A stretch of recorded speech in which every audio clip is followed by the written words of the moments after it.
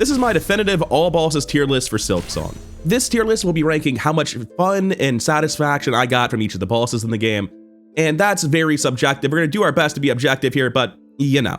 The criteria is going to be as follows. 1, how difficult was the boss, because difficulty to some degree is engagement. 2nd is the narrative stakes of the boss. 3rd is the visual design of the boss, and 4th is the audio design of the boss. Generally, is the vibe good? Is the boss striking? Does the soundtrack slap? And 5th is my own tremendous and unavoidable bias. No one likes lengthy introductions, so let's get right into the tier list with the worst of the worst, the bottom of my D tier. Who could it be but the Pale Stag? The Pale Stag has 1 attack. It summons the buzzsaws, and the lower its health is, the more buzzsaws it summons, the more frequently it summons them. Also, the faster it teleports away from you. Not really an attack, but it does teleport away from you constantly. It's very irritating. I'd like to take a moment during the Pale Stag fight to make it clear that for me, one of the worst things a boss can do is take the tempo of the fight out of my control, out of my hands, and then use that tempo to run away. Boss fights are a natural high point in tension. They are the most stressful and climactic part of the game. So when a boss takes control of the fight and forces me to sit there and wait, all that tension and anticipation evaporates and I'm left twiddling my thumbs, impatient and bored.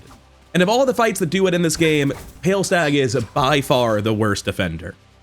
Next up, for a very different kind of awful, the second worst boss in the game is the Savage Beastfly rematch. I'll talk about why the first Savage Beastfly isn't as bad in just a little bit, but for now let's focus on this fight. And this fight's just a mess as far as I'm concerned. Narratively, no stakes. Aesthetically, nothing. It's a big round angry boy and you gotta kill him because he's there. As for the fight itself, Savage Beastfly has 2 attacks. It has 2 contact damage because of course it does. And it's just a little bit faster than you'd ever expect it to be, mostly because of how it looks. It also summons ads. The ads hit for 2 damage. The ads hitboxes on the attacks linger if they hit the ground. Oh, and the floor is lava. There's just a lot of different dials that have all been turned up to make the boss hard, and none of them really feel like they should be here. It's just a sort of frustrating kind of hard. I want to be clear, this is not the hardest fight in the game. It's probably not even quite in the top 5. It is on the harder side to be sure, but it is a very frustrating sort of hard and a very unenjoyable sort of hard, where it just sort of feels like a bunch of things clumsily stacked on top of each other that isn't actually a very fun boss. Also, to the people who are going to come out of the woodwork to flex and say it's a skill issue, it's not my first rodeo, I know it's coming, I would like to take a moment to remind you people that if the boss is easy and only has 2 moves and the ads are trivial to deal with, it sounds like you're describing an awful boss, doesn't it? So you might have gotten the problem wrong, but we agree on the solution, that it's going in D tier. And generally speaking, I will be ordering from right to left. The further left it is, the better. But it's so apples to oranges that specific placements within like 5 points doesn't really matter. Moving on to a very different sort of awful boss, we have Lost Garmond. I'm not going to waste your time talking about the fight. Like I said with Savage Beastfly, narratives matter. Having no narrative holds a boss back. Having a narrative that's actively unpleasant for me to engage with makes a boss worse. The narrative stakes of this fight are that you are mercy killing your friend and his dog will be orphaned and spend the rest of time sitting at his corpse like Fry's dog from Futurama. This fight's dealing real life psychic damage to me as the player. There are other fights in the game that are sad, but they're like poignantly and beautifully sad. This is sad like watching your dog get hit by a car. There's no value in this sadness, it just sucks to experience. Next up, we have the hottest take on this tier list. I'm gonna get flack for this, it's unavoidable because it is a skill issue, but it's Chakra. This is a fight where for the life of me, I cannot find the openings that are apparently there for pin-based strategies. What I figured out much more quickly was that Chakra cannot teleport away from the cogflies. To me, this is Pale Stag 2 Electric Boogaloo. It ranks higher than the Pale Stag because it is a fight with undeniably more mechanics than Pale Stag and a lot more narrative weight, but it is still just a really frustrating fight for me, and apparently there's a good fight underneath that I never found, but I hate this fight, so I'm not going to go back to it and find it. I'm going to pretend it doesn't exist for the rest of time. Next up, we have the Steel Soul exclusive boss, Summoned Savior. This is not a boss. That is a trash mob. It's called a Void Heart. They're normally stuck to walls. I don't know why this one's flying around with an attitude, popping its name up on the screen like it's going to do something. That is an Act 3 trash mob. Don't lie to me. Unfortunately, Summoned Savior is far from the only trash mob on this list, but it is the most offensive to me. I personally think there are much better trash mobs in the game, like our next position on the tier list, Plasmified Zango. At least this is a unique trash mob. Sure, in my first playthrough I thought it only had 1 attack, it actually has 2, it can slide at you, it's kinda cute. But Plasmified Zango popping his name up on the screen like he's a boss and he's about to do something is frankly adorable. It's almost so funny considering his incompetence that I considered putting him in C tier. I just think he's a funny little guy, not nearly as offensive, because he's not a palette swap of something else. And calling Summon Savior a palette swap is slightly hateful and not really true. But Plasmified Zango does feel much more unique to me. Challenging and engaging? God no. He's probably already dead. It was not a long fight. And topping out our D tier, the best of the worst, it's Savage Beastfly again, the first one this time. For a lot of people in their first playthrough, Savage Beastfly 1 will be one of the worst fights imaginable. And that's because Savage Beastfly is a fight you're giving access to way before you're actually expected to fight it. And if you're like me and many other Souls veterans, you'll be like, no, it's only got 2 attacks, I can get good, I can break this wall with nothing but my own face and gumption. And you can, but it's gonna be an unpleasant, terrible fight and you're gonna hate this fight to death. On subsequent playthroughs, there's no reason to go get the Beast Crest early, it's probably the worst crest in the game. So instead, you just put it off until the end of Act 2. You can fight Savage Beastfly 1 and 2 back to back right before Act 3, and when you do that, Savage Beastfly 2 is still a frustratingly difficult fight. Savage Beastfly 1 is overgeared to the point of being completely trivial and barely a problem. Now don't get me wrong, that still makes it a very bad boss. No matter how you cut it, it's not going to be fun to fight. It has basically all the same problems as Savage Beastfly 2, it's just that you can essentially avoid dealing with them and make the boss so trivial that it's inoffensively bad as opposed to the worst fight in the game. And on that note, a couple of things I want to mention before I start the C tier. The first is that I am ranking these bosses based on when I have fought them and when I expect to fight them in the future. This is a non-linear Metroidvania. You can undergear or overgear bosses tremendously. Generally speaking, I'm ranking most of these bosses based on when I would normally expect to encounter them. Savage Beastfly is the exception rather than the rule, where since it's a terrible fight, I will always choose to overgear it as hard as I possibly can. And the second thing I want to mention is this video's sponsor. It's me. I know I sponsored this video. Look how tiny the channel is. If you want more content like this from me, drop a sub to be notified in the future. If you want to go the extra mile to help me out, liking or commenting on the video especially really helps the video on the algorithm, and I do greatly appreciate it. Anyway, that's enough shilling. Let's move on to the bosses that are, on the whole, totally fine, inoffensive, but not good, just like plugging your own channel. First up in C tier, we have the Watcher at the Edge. On the one hand, I'm tempted to throw this into D tier with the rest of the trash mobs, because this is a reskinned enemy from King Khan's Gauntlet. However, it's got like 4 moves, it's decently fast, it hits for 2 damage, it has enough health that I consistently underestimate it and lose on my first time, and when I'm fighting it and losing to it, I feel like I'm fighting a filler and uninspiring boss that isn't offensive. And if that's not the low end of fine, I don't know what is. Next up, we have another potentially hot take, the Pinstress. For very similar reasons to Chakra and Pale Stag, I just don't like this fight. Don't get me wrong, Pinstress isn't as bad or as frustrating as those fights, but their movement's still very frustrating. It's hard for me to take control of the tempo of the fight. I like the idea of their wacky Looney Tunes floating movement and their random bullshit go tool spam. I like the fight at a conceptual level, but I sit down to play it, I'm like, man, I wish I were fighting almost any other boss in the game. And it is unfortunately one of those fights where I can't really convince myself to learn the proper pen technique because it just seems so obvious that Cogflies are the optimal strategy. Next up on our tier list, we have, I think for me, the most forgettable boss in the entire game. We have Gur the Outcast. I think if I were to try to list every Silksong boss from memory in like a year, I'd probably just miss Gur. He's kinda just a guy. Compared to almost every other Act 3 fight, he's very easy. He's one of the easiest in Act 3 up there with Watcher at the Edge. In terms of the aesthetics and the narrative of the fight, there's really nothing going for it. And in terms of the mechanics of the fight, he's a little bit frustrating because they spend a decent chunk of time underground. It's mostly a dodge and hit sort of fight where they're throwing the arena hazards, you have to get out of the way, you have to find the openings while they're jumping. Or you can just use Cogflies and beat him to death very, very quickly because it doesn't have very much health and isn't very hard. And next in C tier, a boss that is very different aesthetically, but actually feels remarkably similar in terms of play patterns, it's Voltvirm. Voltvirm spends a lot of time in the ceiling, and you have to wait for it to pop out so you can hit it and then dodge its area attacks. Don't get me wrong, Voltvirm does feel more like an area hazard with attitude than a boss, but in terms of fights, it kind of just feels like a strictly better version of Gur to me. I was tempted to rate Voltvirm a lot lower because as the optional boss to an optional side area of what is until Act 3 itself another optional side area, Voltvirm felt horribly underwhelming.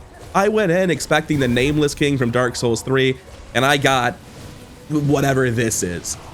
And like, yeah, it's goofy and underwhelming and could have been so much more, but it's certainly not bad. It's just weird. Next up in C tier, we have the Garmod and Zaza duel. Don't get me wrong, strictly as a fight, it's probably worse than the last couple of fights we ranked. But in the same way that the Lost Garmod fight is catapulted down in the tier list by having negative narrative stakes that I hate engaging with, I like Garmod and Zaza. They're adorable little idiots, and I enjoy this intentionally easy fight. Sure, it's not difficult and engaging, it's not super well designed, it's not meant to be. It's meant to be funny more than it's meant to be a boss fight, even if the name does pop up on the screen. Unlike Plasmified Zango, where I'm like, who is this chump? What does this goober think he's doing? I have a positive emotional reaction to this fight, and that gets it a couple more spots than the quality of the fight itself would really deserve. Next up on the tier list, it's taken her quite a lot longer to show up than it did in the game, it's Moss Mother. This is the tutorial boss. There's really not a lot to say about it. She fly around, sometimes she even fly at you. When you're new, that's kind of scary, and she drops her babies at you, which is kind of funny. This is mostly just like a perfectly sufficient tutorial boss. It doesn't have a unique boss track. It doesn't have a particularly thrilling aesthetic, but it is in every way totally sufficient. And being one of the early game fights that is meant to be easier and tutorialize the game to some degree, its lack of difficulty and engagement is, again, to some degree, excused. It's not meant to be hard. Next up on the tier list, we've got the Bell Eater. This is one of many Act 3 bosses that was just kind of disappointing for me. Don't get me wrong, Bell Eater's not a bad fight. It's in C tier. It's genuinely fine. But I don't like fights where I just have to sit and wait for openings, and Bell Eater absolutely is one of them. It spends a lot of time moving around in the ceiling and the floor and not being hittable, and I spend a lot of time waiting to hit it. That's the main problem I have with it. In terms of the actual fight, when you're not waiting, what are the attacks and the openings? It's fine. There's nothing really wrong with it. I do really like the moment at the end where the Bell Beast kills it. That's a fantastic little bit of narrative because everyone's genuinely worried the Bell Beast was dead in their first playthrough. But that is such a small moment that it doesn't really elevate the fight for me at all, and I'm mostly left with a fight where I spend a lot of time waiting to hit the boss and don't really have a good time as a direct result. It's not doing it to the point that it ruins the fight, but I'm certainly not having as good of a time as I could be. Next up on the tier list, maybe I'm ranking this next boss higher than most people would, we have the Skull Tyrant. I know it's incredibly simple. It's got 3 attacks. He run, he jump, he drop rock. That's it. It's just dirt simple, the most basic thing in the world. But for how fast it is and how much health it has and how early in the game you can fight it, it's actually a really solid tutorial boss. There's nothing wrong with it. Is it simple and easy? Yeah, but that just makes it fine, not bad. I don't think there's anything wrong with this. It's way better than some other non-bosses like Classified Zango. And compare it to something like Watcher at the Edge, which is similarly complicated and much harder in Act 3, I think that for Act 3, Watcher at the Edge is underwhelming, where for Act 1, the Skull Tyrant's kind of right on the difficulty you would expect it to be. Next up on the tier list, we have the Skull Tyrant's twin sister, the Bell Beast. These are the same boss. They both run, they both jump, they both drop thing. The only difference is that Bell Beast goes under the ground at the end of their attacks, which yes, I do generally find more frustrating when bosses don't let you hit them, don't let you control the tempo in any capacity. However, with Bell Beast, every single one of its attacks is immediately, obviously, easily punishable, and it spends very little time underground, so I don't find that it negatively impacts the Bell Beast fight like it does so many other fights. The two fights, to me, play almost the exact same way, and I end up liking Bell Beast more strictly because Bell Beast is friend-shaped and it has narrative weight. Not a lot of it, it's just a lady that you know and have a good working relationship with, but that's more than there is a big dog loose in the cave, which is Skull Tyrant's narrative, so Bell Beast is coming out on top. And crowning C tier, the finest of all the fines, the most good of all the not goods, it's Moss Mother Duo. I don't really know what to say about this fight, man. It's Moss Mother, but twice as much. Moss Mother was a really simple fight. Turns out it's so simple that you can slap 2 on the screen with really no additional AI, and it turns out to be a kind of fun fight. It's a little bit hectic. It's not like the most well-structured fight, but it feels good to fight them. I enjoy it more than all these other bosses. Am I gonna call it good? No, I kind of feel like you just shoved 2 big enemies in a room and called it a day. I don't really feel like this is the most compelling boss design. I don't have the best time here. I'm always a little bit nervous because it always feels a little bit out of hand. There's not a ton going on mechanically. Narratively, there is nothing going on.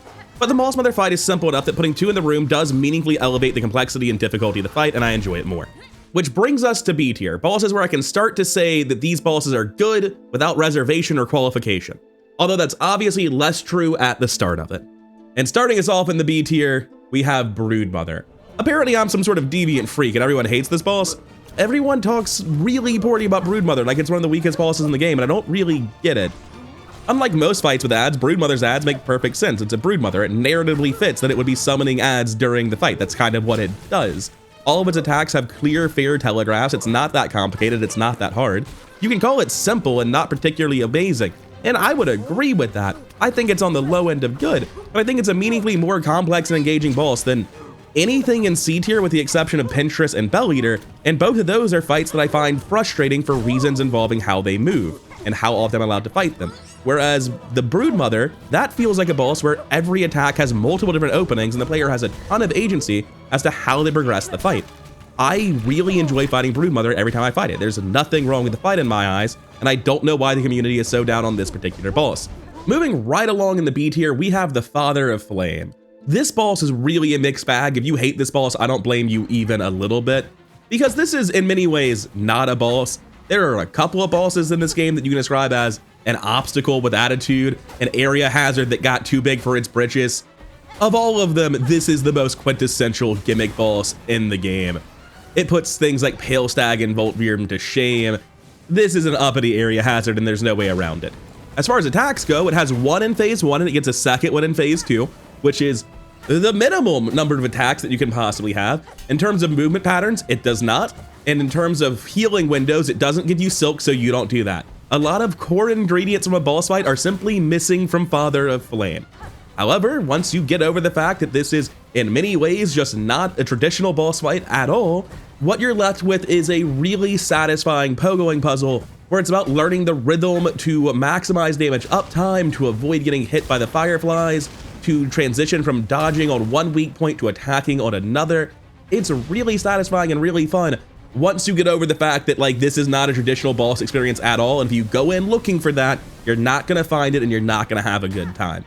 If you hate this boss, I fully understand. I don't even really disagree with you, but I think if you go in looking to have a good time, accepting the boss for what it is, it's not bad at all. Next up, we have the four brothers, Cygnus and Gran. First of all, if you could just leave a comment telling me if you also thought they were the Forge brothers. I would like to know that a lot of other people got and just imagined a G in that name. I don't know, man. I just ran into the Forge daughter and then I ran into what I thought was the Forge brothers and assumed there was a great big Forge family and wrote a story in my head that didn't exist. The Forge brothers live somewhere between like a miniature Gauntlet and an Ornstein and Smo style double fight. As a double fight, they're not that elaborate and not that difficult, and as a Gauntlet, there's just not enough guys. It's sort of a weird middle ground between the two. I don't think they're bad at all. I think they're actually a good, enjoyable fight. I think they are one of the scariest fights on Silksong because you can take 2 damage, get knocked into the lava for another 2 damage. You'll probably have a Maga Bell, but it's still for 3 damage, which will kill you through a broken mask. So it is notably one of the scariest fights in Silksong. There's not a lot going on narratively, but thematically it ties in really well. They are just standing around talking to other bugs, doing the foreman job in the deep docks. They've harassed you throughout the area leading up to the duel. It's a really well-structured fight. Thematically, I like the arena. But despite thinking the fight is fun and liking how it fits into the world, at the end of the day, they're kind of just a couple of dudes. They both have, I think, only 2 attacks. It's not a very complicated or interesting fight. It's not challenging or engaging enough to really elevate the gameplay. And since they're kind of just 2 guys who work in the deep docks, there's not enough narrative or badass aesthetic stuff going on to elevate it on that respect either. Definitely a good and enjoyable fight, but there's nothing bringing it into the top half of the tier list for me. Next up in B tier, we have Disgraced Chef Lugoli, better known by their street name, Ass Jim. At this point, we're thoroughly past bosses where I think there are really things making them in any way a bad boss. This is above fine, this is just good and enjoyable. There's nothing elevating it at all for me though. It's not particularly difficult, it's just a random fight in Act 2, it's not like tuned to be anything crazy, and as such, it's not super engaging either. While the soundtrack and visuals are nice, they aren't particularly elevating the fight to something else. There are no narrative stakes in this fight. You just bust up in the kitchen because you need something for the Gourmand questline to get a pale oil, right? There's nothing outside the fight to elevate it, and the fight on its own is a good fight. Not overly difficult, but they move in interesting and unique ways, and it's fun to fight them, to dodge their attacks, to find the openings. There's no other boss quite like them, and I enjoy the fight quite a lot. Unlike so many other flying bosses, they're flying pretty low to the ground, and they are not constantly moving away from you. You can always take control of the tempo and push the aggression with Lugoli, and I have really nothing bad to say about the fight. I just can't find an argument to rank it any higher than the middle of B tier. Next up, we've got the Unraveled. This is a boss with its share of problems. It has too many phases where I'm not allowed to fight the Unraveled. I spend a decent chunk of the fight dodging spears. I spend a decent chunk of the fight dealing with ad phases. And then when the boss actually shows up to fight me, unfortunately, the boss only has the 2 attacks. It can spit at you or it can run at you, and either you hit it or you jump over it and hit it. And then on top of that list of flaws, the back of the hitbox for the Unraveled is always just deceptively large. I clip into it all the time. I have my share of frustrations with this fight. But honestly, the ads are easy enough, dodging the spears is satisfying enough, and the boss, despite having a frustrating hitbox, is easy enough that it becomes a forgivable problem. It's not super engaging, it's far from the best fight in the game, but I find myself having a really good time when I'm fighting the Unraveled, despite the fact that when I look at the fight and try to explain why it's good, I'm like, I don't know, it looks like it should be bad, but it just kind of doesn't feel bad when I'm playing it. I'm not a game designer, this is black magic to me. I just know that I'm having a good time when I'm fighting Unraveled, despite every flaw it has. It all just works well enough despite it. Next up in B tier, we have one of my favorite bosses at a thematic level. It is the Great Conchflies. They're just huge drills doing huge drill things, minding their own drill business. They're not attacking Hornet, they're just hanging out. Look at these animations, they're not coming for you. When they do notice Hornet, they spit on you, kind of like a human shooing a spider out of their house. You're a tiny ankle-biting menace and they want you to leave their home so they can get back to doing drill things. I know that in terms of narrative weight and thematic ties, that's really dumb, but it's the kind of dumb that I absolutely adore. It is baby's first Eldritch horror. It is delightful. I love this fight at a thematic level. In terms of the actual fight mechanics, this is a bullet hell style fight where you're focused on dodging. It's on the easier side. It's really not that bad. And you can make similar arguments that I made to Pale Stag and Chakra with the Great Conchflies, but I would make the counter argument that while the Conchflies definitely have the tempo and control when you're allowed to hit them, what they do with the tempo is constantly attack you in a way where all of their attacks are glaring openings. So it still feels like you are in control of the fight even if you are on the defensive and you can't outspeed the bosses. And coming to rank 23, we finally reached the top half of the tier list, starting with Morwing. I really like Morwing as a fight. It's a fun, unique fight. Just like the Conchflies, it is a flying boss that has control of the tempo, but it uses that tempo to constantly make attacks that expose it, allowing you to still feel like you're in control of the fight and making progress and not letting the tension slip away. If Morwing were as hard as I remembered it being in my first playthrough, it would rank quite a lot higher. But frankly, the nerf to Morwing on a second playthrough is so much easier that it starts being disengaging. It's just not hard enough to really capture my attention. And while the fight is beautiful, that's mostly just the Grey Moors being beautiful. There's nothing special about the Morwing arena. It's just flat. And again, the soundtrack's a banger, but Strive is not Morwing's theme. It's just a generic boss soundtrack. So I'll say that I love Morwing and think it's unambiguously a good fight. I don't think it has the narrative or aesthetic power to really elevate it to the A tier, and I certainly don't think it's engaging or interesting enough to get there either. Solidly B tier, absolutely nothing wrong with it, but nothing being done particularly amazing either. Getting towards the top of our B tier now, we have Groll the Great, and I encourage you to put down the pitchforks and torches, wait and hear me out. Hold up. Groll the Great is not Bilewater. I do not consider the run back to be a part of the boss fight, and a lot of people who hate Groll the Great really hate Bilewater and pin that on Groll, and I don't think that's fair. The pre-gauntlet before Groll doesn't bother me at all. The reason Bilewater enemies are so infuriating is because they spawn infinitely, and the place they spawn in is erratic and randomly chosen, making them super unpredictable, neither of which is true in the gauntlet. It's actually really satisfying to fight them in a relatively safe environment. As for the Groll fight, this is a common theme in our B tier, with fights like Morwing and Ass Jim. It's a flying enemy that's sort of constantly creating openings. It's not using flight to gain a distance and drain the fight of any tension, it's just a flying enemy. So it's something where I'm having a lot of fun figuring out how the openings work, figuring out when it's safe to pogo off of it, when it's safe to do other things. I don't think the fight's incredible, I don't think it's one of the best fights in the game by any stretch of the imagination, but I don't think there's anything really wrong with the Groll fight. And to quickly give a bit of unprompted advice, if you're having trouble with Bilewater, please, for the love of God, overdose on Plasmium with the Architect's Crest. It will help you so much. Getting into this next fight, I need to remind you of that discussion we had earlier with Savage Beast Fight 1 about how some fights can be overgeared and should be. Well, some fights almost inevitably get overgeared. And one great example of that is Second Sentinel. You access Second Sentinel by completing the side quest that requires you to go to the Memoriam, but then fighting Second Sentinel requires you to explore the portal chambers for a very long period of time after going to Memoriam, which is something that's going to happen very late in Act 2, and Second Sentinel really doesn't have the hit points to be a boss fight that late in the game. In my playthroughs, I'm constantly switching crest, using the ones that I feel are most appropriate to the challenge in front of me, and Second Sentinel does not have an amount of health appropriate to the point in time where you fight him. So, Wanderer's Crest will dog walk this poor idiot. It is so effective when a boss doesn't have enough health to use Wanderer's Crest with a pen buff like Flint Slate or Flea Brew and just mow through an enemy. So getting back to the fight, narratively this doesn't really work for me. The second Sentinel is just a heroic robot. It doesn't really resonate with me in any way. This is just a room in the Coral Chambers, or I guess more accurately the High Halls. There is nothing in this fight visually, aesthetically, or in terms of the overarching story that really resonates with me and elevates it. There is a cool moveset on the second Sentinel. It is an interesting boss, but it's in a very small room, a single phase fight with too little health to really be challenging, and if you want to experiment with Crest and find good solutions like I was doing, then it's trivially easy to the point that it severely undermines the fight. So I'm ranking it high in my V tier. I understand if you think more highly of it, but it's just not hard enough. Its health is too low for how late you end up finding it.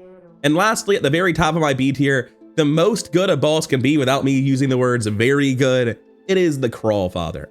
This is definitely one of those Act 3 bosses that feels underwhelming by its difficulty. You just expect more out of bosses at this point in the game, but at the same time, not every boss can be hard. It would become exhausting. Eventually, they're doomed to be breather bosses, and unfortunately, the Crawl Father is one of those intentionally not that hard breather bosses.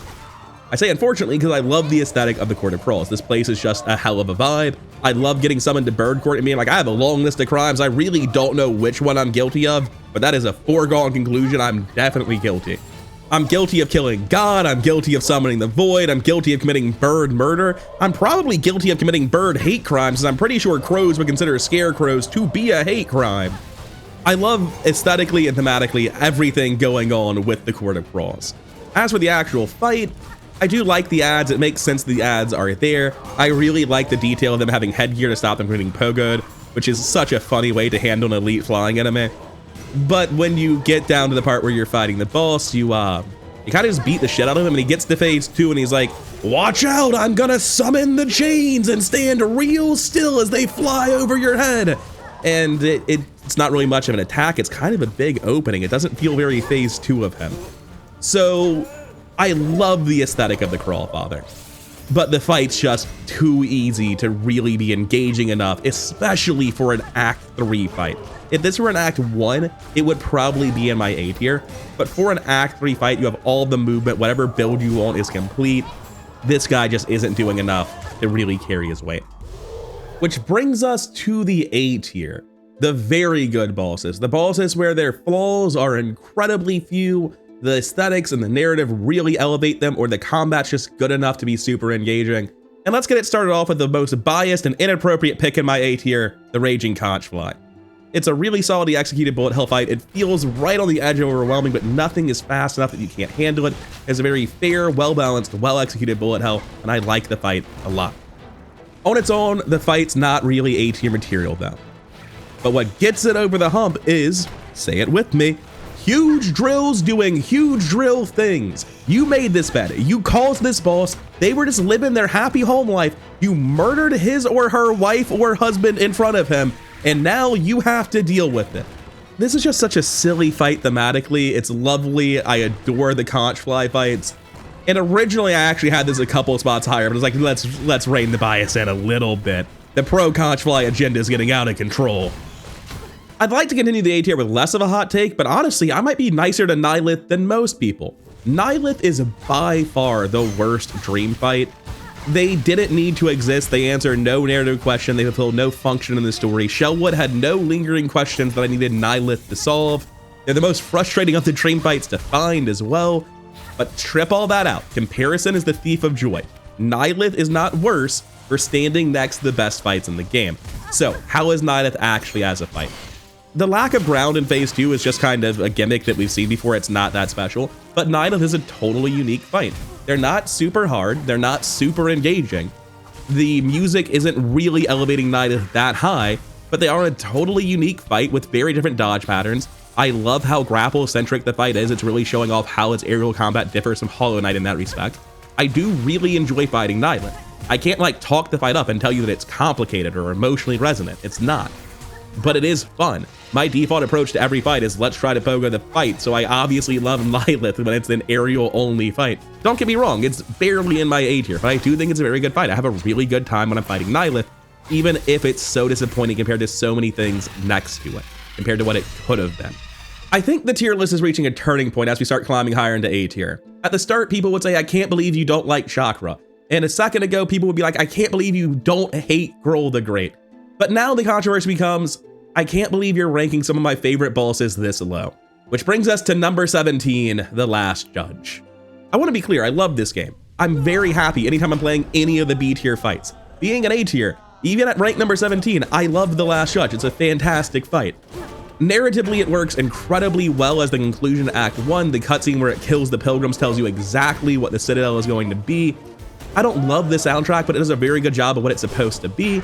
Visually, The Last Judge doesn't quite work for me. It's just kind of muddy and brassy, and it's not the most striking thing. But on the whole, the non-gameplay aspects of Last Judge are really, really solid, especially viewing it as the climax to Act 1. I think it works much better for that than Phantom does. My issue with The Last Judge, and this is going to come off as a humble brag, but I mean it incredibly sincerely, is that it's not hard enough. To start getting into the very highest tiers of my tier list, you either, 1, need to be a relatively early boss, earlier than the start of Act 2 like Last Judge, so that I can forgive you for not being that engaging because you're meant to be somewhat easy, or you need to be difficult enough to be very engaging. And I will fully admit that I got walled by The Last Judge on my first playthrough. It took me a while.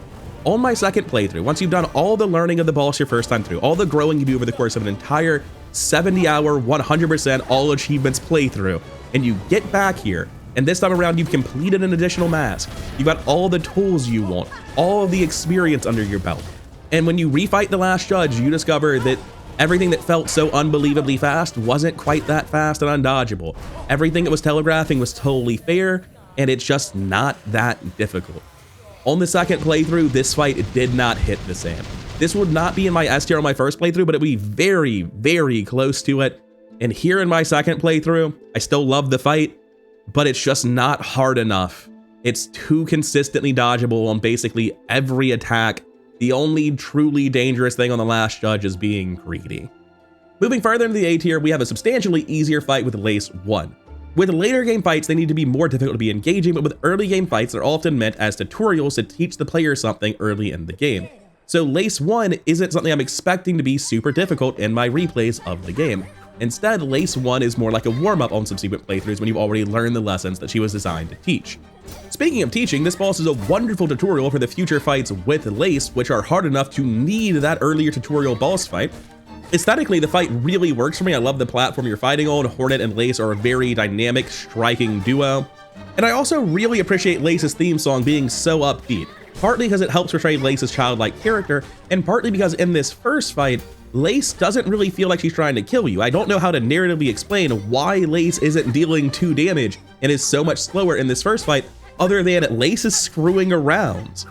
And the upbeat nature of that song, whereas almost every other soundtrack is either God told me to kill you or I'm a bloodthirsty wolf with very little in between. Like most soundtracks do not feel as jovial as Lace's does, and that really works for me.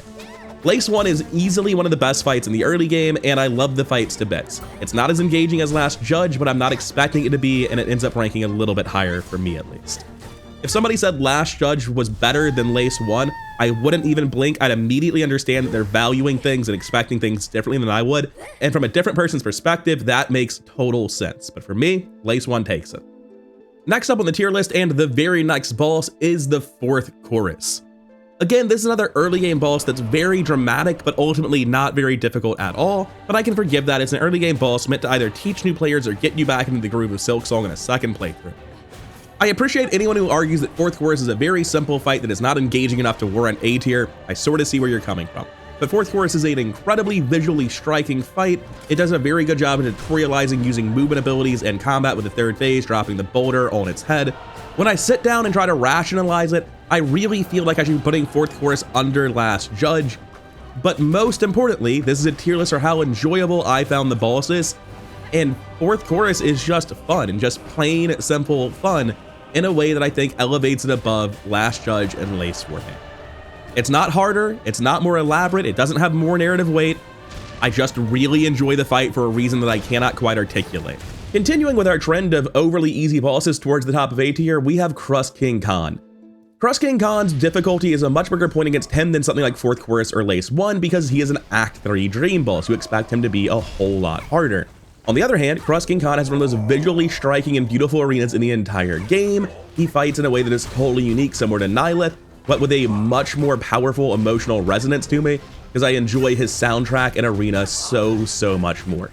And while a lot of Act 3 bosses felt too easy in a way that was underwhelming, like Nihilith and Gur and Bell Eater, where it was just kind of a normal fight, with Crust King Khan, it felt like he was intentionally designed as a bit of a breather. Crust King Khan's strength was his empire, it was the 4 gauntlets before him. Narratively, he works as an easier breather boss a lot better than most of the other Act 3 bosses do. So I don't hold it against him nearly as strong as I otherwise would. I just love the boss to bits, even though it's not that hard, similar to 4th Chorus. Next up in the A tier, we have Shrine Guardian Seth, and this fight is a weird one because thematically the fight doesn't work. The music and the atmosphere is just too somber for what Seth is in the game. The fight doesn't really work at a narrative level until you have the meta knowledge that Seth was made by and in memory of the real-life Team Cherry fan Seth, who passed away during the game's creation. And then once you know that, the fight being so somber and sad makes so much more sense. And while you can make the argument that out-of-game knowledge cannot improve a fight's quality, I would argue that since this is a tier list ranking fun and satisfaction a subjectively experienced thing, out-of-game knowledge absolutely can. And there's the difference in the fight resonating or not. And since I knew that on my second playthrough, the fight felt so much better because it worked at a narrative level.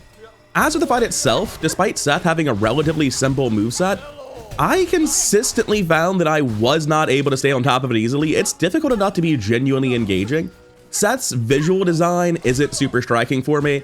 The fight isn't very high variance. The second phase doesn't really change a lot for me. I don't find it to be the best fight in the game by any stretch of the imagination, but I do find it to be decently engaging with a really resonant narrative, and that does get it towards the top half of my A tier. Getting into the top of A tier now, we have Phantom.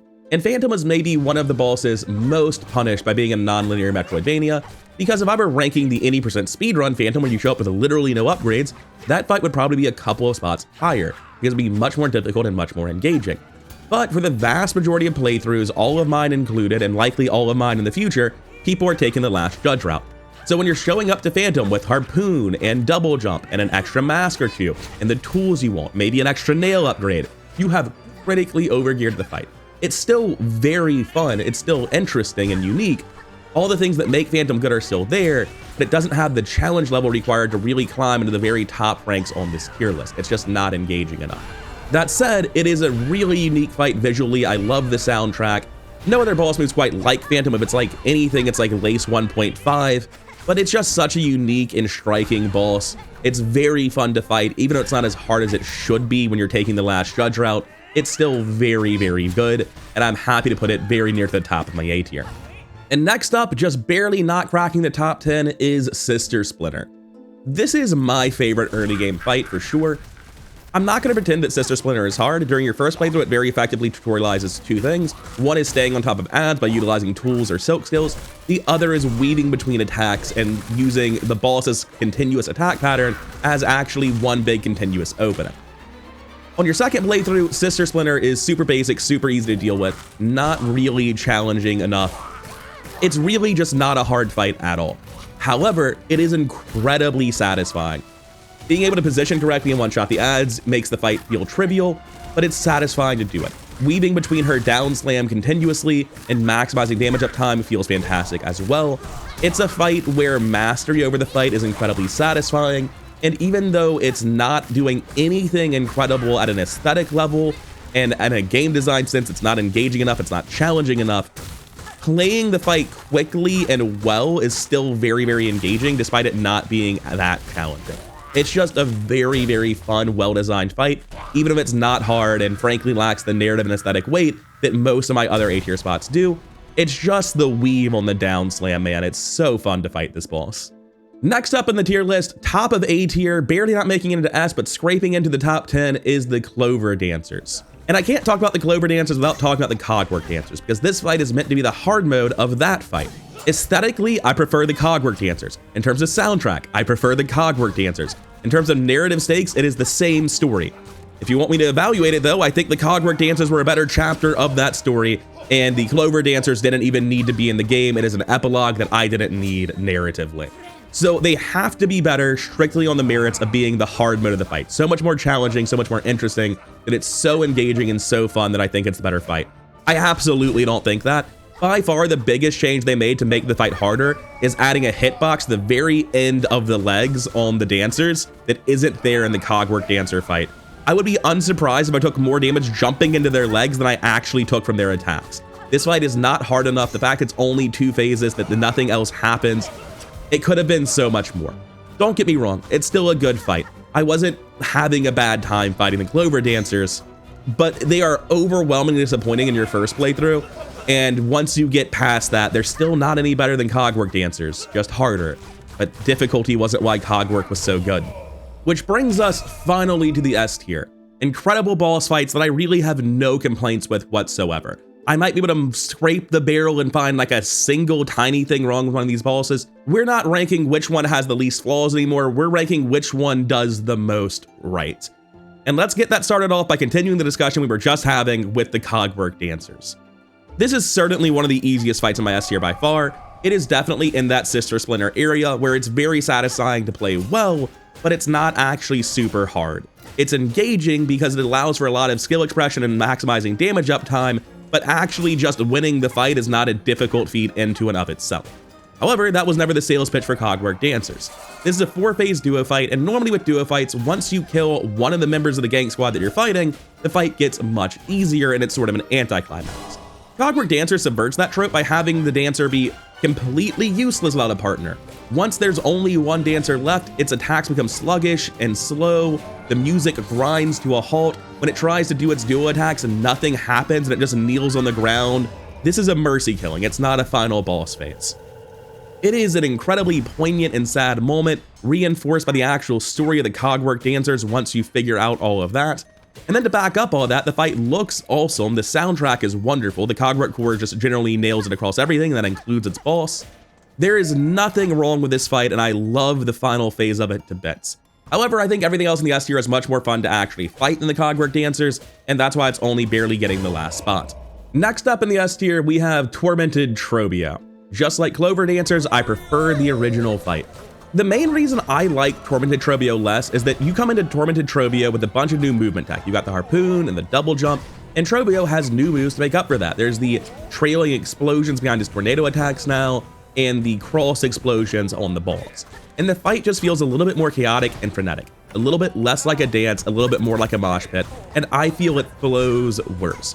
Yes, the new movement tech and the new attacks make the fight harder and more engaging, undoubtedly, but it just feels worse to play than the original Trobio, which felt so much more like a dance to me.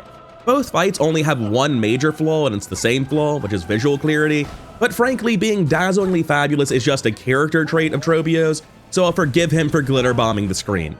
Both fights have a really unique aesthetic within the game, they're both very visually striking, and I really enjoy both of them. And in the name of expediency, I'll reveal it now, we're ranking Trobio right after this. I think they're almost the same fight. The differences between these two fights are minimal. Across both fights, Trobio is a brilliant character, he's fabulous, he's interesting, his movement is entirely unique. The extra bit of character that after you fight him, he literally throws you a prize and pretends to be dead because he's just an actor, this isn't a real fight. Not a real fight if he loses, he'll kill the shit out of you on Silksong. There's nothing about either of these fights that I really dislike. In S tier, we're starting to rank how much something personally resonates with me, and I don't view either of these fights as having meaningful flaws. They're both really good. I just think you can make more interesting, more compelling fights, and frankly, as much as I like Trobio and the way he looks, his arena's not the most interesting, his soundtrack is good but not incredible, and his gameplay isn't the most challenging. There are ways you can make a better fight, but there is nothing either of these fights are doing that are just glaringly wrong, and I greatly enjoy both of them. Next up in S tier, not quite in the top 5, we have Widow. For a lot of people, myself included, Widow was the fight where they were totally hooked. When I fought Widow, I was like, oh, I get it now. I have to 100% this game, they've got me. I'm not going anywhere. No small part of that is the fact that Widow's soundtrack is absolutely incredible. It is one of the best soundtracks in the game and definitely top 3 as far as boss soundtracks are concerned. The aesthetics of the fight are not great for me. Widow is the least interesting looking weaver in the game, in my opinion. The fight is just a lot of muddy, dusty shades of brown, and there can be a little bit of visual clarity issues with the bell dropping specifically, but that's a nitpick at best. This is one of the harder early game fights. It's not tutorializing something, it's just expecting you to engage with the fight and do it well. And while it's not as challenging as I want it to be, we're about to stop saying that. We're getting to the very top of the tier list where all that's left are really hard, really challenging fights, and that's all that's holding Widow out of the top 5. The fights left are just more engaging than Widow. Widow's fight is great, I have no real issues with it, but I wish it were a harder fight that lasted longer and I got to experience more of it. I still love the way the fight works, the way that Widow moves, I love the soundtrack. I don't love the difficulty though. At long last, we've arrived at the top 5, the top half of S tier. Let's get started with Lace 2. The Cradle rematch fixes every problem I have with the Lace 1. This Lace is faster, has more range, more mix-ups, hits twice as hard. This is an incredibly challenging fight and for sure one of the harder ones in the game. The fight itself is absolutely stunning. The arena is one of the most visually striking in the game, up there with King Khan. The soundtrack is just Lace's theme, but Lace's theme is a very, very good song, and there's really nothing about this fight that I dislike whatsoever. It is an incredibly good fight by every metric with which I can judge a fight. If this is your favorite fight in the game, I don't judge you at all. Totally valid take. In fact, I think that's true for every boss left on the tier list. But for me, even though there is absolutely nothing Lace is doing wrong, there are fights that I think do more right than her. There are fights that I think are more engaging and more cinematically powerful. So let's move on to number 4. And our number 4 fight actually does do something wrong. It's Grandmother Silk. This fight is way too easy. Now, in defense of Grandmother Silk's difficulty, part of this is that the entire game is a tutorial for Grandmother Silk. I don't just mean the entire game is training you to be better at the game in general. I mean that her grab attack is the dance attack from the Cogwork and Clover dancers. Her telekinetic needles are taken from First Sinner. Most of her attacks are reused in some capacity from another boss. Grandmother Silk is just not a hard fight. It's not because she's like designed to be super easy, it's because she's designed to be incredibly fair. And in being fair, once you learn her, it's very hard to mess up. She doesn't have a lot of mix-ups, she's not like frenetically fast. It's one of the fights where you can look at it and be like, oh yeah, if I sat down and hammered this out for like 2 hours, I could do it hitless. But at the same time, because she is easy in such a fair way, it makes fighting her incredibly satisfying, similar to Sister Splinter. In fact, I view them in very similar lights. I view everything good about Sister Splinter as applying to Grandmother Silk. Now, why is Grandmother Silk as high as it is? Because the soundtrack and the aesthetic go hard as hell. Look at this fight. That's the whole reason. It looks sick as hell. It feels so satisfying to play. Is it the hardest fight? Is it the most engaging? No. You could rank this a lot lower and I would immediately know why you ranked it lower. Because it's not hard enough. It needs to do more. And I agree, when the DLC comes and we get to fight great-great-grandmother Silk, I will probably be putting that very near the top of my tier list. It's gonna be a very, very good fight if there's a DLC that expands upon this like Absolute Radiance did in the first game. And while I wish there was more of it, that's a good problem to have. And I'm gonna have to repeat myself here because in 3rd place, we have First Sinner. First Sinner's Achilles heel is that it's too easy. This time as a result of the very nature of a non-linear Metroidvania. You could theoretically show up to First Sinner very early, somewhere to Phantom, route directly to Biowater as soon as Act 2 starts, get the key, go to the slab, fight First Sinner very, very early. And have a much harder, more interesting fight, and it might even be good enough to get my 2nd place. I don't know. And I'll never know because I'm never going to take that route. It's not a natural way to play through the game, and the way that the vast majority of people experience First Sinner is a much, much easier version. It is, in many ways, the hard mode of Widow. I've heard people complain that it reuses Widow's soundtrack, but first of all, that's unfair to First Sinner. Widow is reusing the track as well. She just has her name on it because she comes first in the game. It's the soundtrack for enemy Weaver bosses, that's all. And second, reusing one of the best boss soundtracks in the game is not a point against any boss. I love the sound design of this fight, just like Widow's. Aesthetically, it works so much better for me. It's so much more visually striking than Widow's arena. I'm just a sucker for the black on white, the silk, and the glowing runes against the void of memories. I love the aesthetics of this fight. As for the actual gameplay flow of it, it's really fun. It's so fun, I almost gave it my 2nd place because sure, it is too easy, but I have so much fun playing this fight that I almost gave it 2nd place. The thing is, when I sit down and try to record a tier list and explain why it's getting 2nd place in any degree of detail, I'm like, man, it sounds like I'm really trying to justify something that's unjustifiable. So yeah, it's an incredibly beautiful, striking fight. It's really fun to play, but ultimately, like you can see the footage, I am fighting this thing pin only with the Architect's Crest just to learn the moveset, and if I remember correctly, I first tried it. It's not hard enough, and that really holds it back. Grandmother Silk and First Sinner are both way harder than early game bosses like Last Judge. They're more engaging than the stuff down in A tier, and they're also way more visually and aesthetically and narratively interesting than that stuff as well. But they're not getting into the top 2 spots with the level of difficulty they have. They just can't. They have to be more challenging and more engaging to do that. Moving on to our top 2, in second place, our runner-up is Scar Singer Carmelita. This is just a flat-out incredible fight. It is one of very few fights in video games that feels like a dance to me. People describe Silksong combat like that, and I'll agree that it can feel dance-like at moments throughout various bosses or various enemies in the world. It can feel dance-like in a moment, but it very rarely continues to feel like an entire dance. Beginning to end, it holds that tempo and pacing. Carmelita gets very, very close. It's one of the most fluid, flowing, dance-like bosses in the game. I really enjoy the way this fight plays. It's also one of the hardest and most challenging fights in the game, which makes it one of the most engaging fights in the game. That alone is putting it head and shoulders above fights like GMS and First Sinner. Lace 2 doesn't really resonate with me at the same level as the aesthetics of these last 3 bosses. I think GMS, First Sinner, and Carmelita are all way more impressive as a combined fact of their visual and audio design than Lace 2 is. Lace 2 is pretty, but it has nothing on the rest of the top 5. And while I'm talking about how pretty Carmelita is, obviously Carmelita and Hornet are incredibly striking in front of the brilliant background of the Ant Society watching Carmelita's performance, but it needs to be said that this is Carmelita's performance. The soundtrack, her soundtrack, is her singing it. When you stagger her, the vocals cut out for a moment. That is such a brilliant detail. And this fight is incredibly fun for me. It's not just pretty, it doesn't just sound good. It's a very, very fun fight. It involves a ton of aerial movement, which makes it one of the more enjoyable fights for me because that is my default approach. Fights where jumping punishes you, like Clover Dancers, because of their little leg hitboxes, often feel worse than they should for me because my first instinct is to jump. So when being in the air a lot of the time is helpful, like it is against Carmelita, it makes the fights just feel better to me personally. But I think it would feel good regardless of personal taste. I think Carmelita is one of the most flowing, fun fights to engage with. It's hard, it's challenging, it's beautiful, it sounds great. There's nothing wrong with this fight. But there are fights in other games that I prefer to Carmelita, and in fact, there's one fight left in this game that I prefer to everything else, no contest. Our first place, to absolutely nobody's surprise, is going to Lost Lace. Give it up for my favorite boss in all of video games. Where do we even start? Let's start with the narrative stakes of basically the entire game, but definitely all of Act 3 culminating in this exact fight. And what you're fighting for is the continued existence of each and every character you've ever met. I don't know if it's the destruction of the world, but certainly the destruction of all of Farloom that's at stake here. You cannot have higher narrative stakes. The soundtrack is absolutely incredible. It is my favorite boss soundtrack in the game. On a given day, I'll go back and forth between this and Cogwork Core as my favorite song in the game.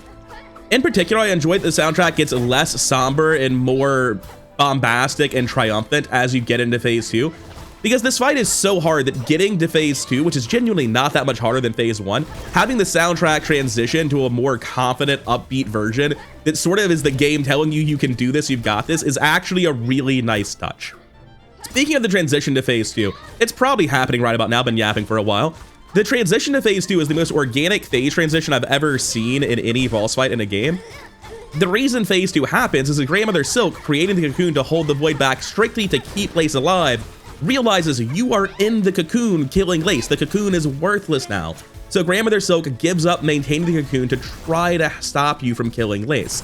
I'm not sure if she's intentionally letting the void in or just powerless and frustrated, but regardless of the exact way it goes down, she lets the cocoon fall to try to help, and the void floods in, empowering Lace, which is such a brilliant way for Phase 2 to actually manifest itself, as opposed to so many Phase 2s and boss fights just being, and then the boss started trying harder, like it was the second half of a fight in a shonen anime.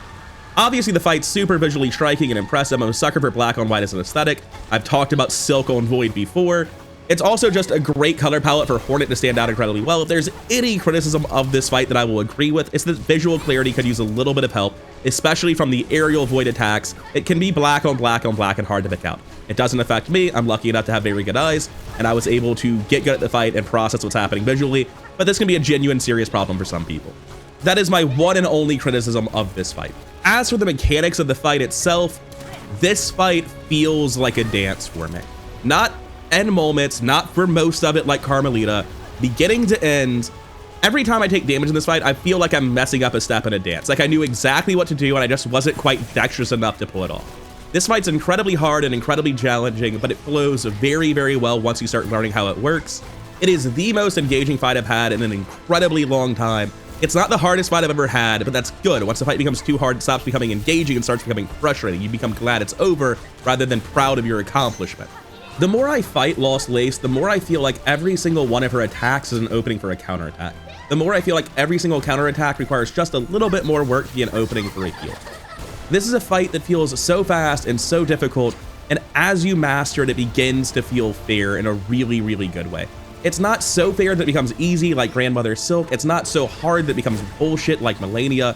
This is about as hard as a fight can be while still feeling rewarding and super engaging for me. Lost Lace is the perfect level of difficulty for me. It's as engaging as a fight can be without becoming frustrating. It is beautiful, it is cinematic, it sounds incredible. I have no criticisms for the fight whatsoever, and I mean it when I say that this is my favorite fight in any video game right now. Time will tell if that's just recency bias, but I don't think it is. 2 months hasn't dulled my hype for Lost Lace at all, although I do need to go back and replay the DLCs for Elden Ring and Bloodborne. Regardless, here's one last look at the tier list. I hope you enjoyed watching it. Thank you for your time. If you did make it this far, you should probably hit the sub button. But for now, it's time to wrap this up, and hopefully I'll see you in the next one.